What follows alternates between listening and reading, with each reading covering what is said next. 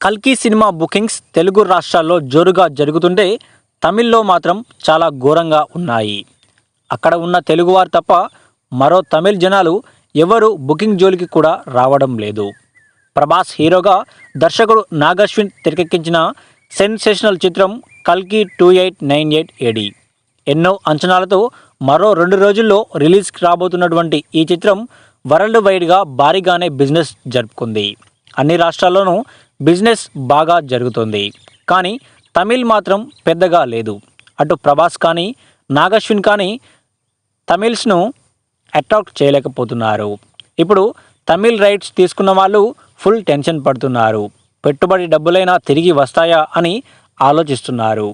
తమిళంలో కల్కి హక్కులని శ్రీలక్ష్మి మూవీస్ వారు సొంతం చేసుకున్నారు.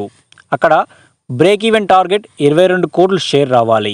అంటే మినిమం 40 కోట్ల గ్రాస్ రావాలి. అయితే ఇప్పుడున్న సిచ్యువేషన్ని బట్టి చూస్తుంటే కష్టమే అని అంటున్నారు. అయితే సినిమా టాక్ బయటకు వచ్చి పికప్ అయితే బ్లాక్ బస్టర్ అవ్వచ్చు. కానీ తమిళ్ క్రూ ఇంతమంది ఉన్న ఈ సినిమాను ఓ డబ్బింగ్ సినిమాగా చూస్తున్నారంటున్నారు.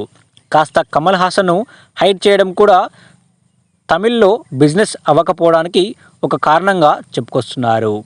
నార్త్ వైపు అంతా కూడా ప్రభాస్ దుమ్ము దులిపేస్తుంటే తమిళంలో మాత్రం బజ్ లేదు. దానితో పాటు కమల్ క్యారెక్టర్ చిన్నదంటూ ప్రచారాలు జోరుగా జరుగుతున్నాయి.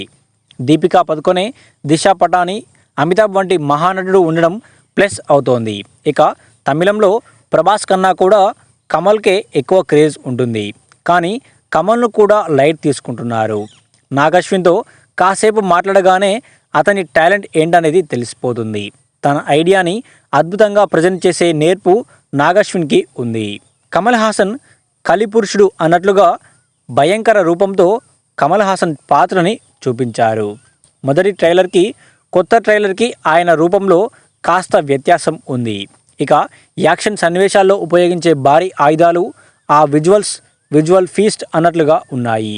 ఓవరాల్గా హిందూ పురాణాల అంశాలు, కల్కి అవతారం, భారీ యాక్షన్ సీన్లు అన్నీ కలగలిపిన హాలీవుడ్ స్థాయి చిత్రాన్ని చూడబోతున్నాం అని మాత్రం చెప్పుకోవచ్చు.